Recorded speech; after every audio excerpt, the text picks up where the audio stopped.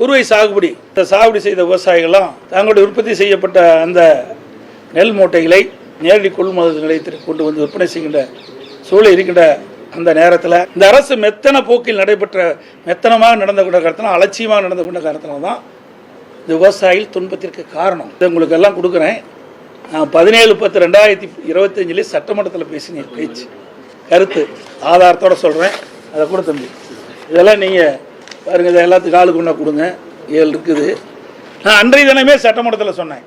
ஏன்றைக்கு ஏற்கனவே விவசாயிகளுக்கு அரசாங்கத்துக்கு ஏன்னா ஒரு திறமையான அரசாங்கமாக தெரியும். இதுதான் பொம்மை முதலமைச்சர் ஆளுகிறாங்களே தமிழ்நாட்டை.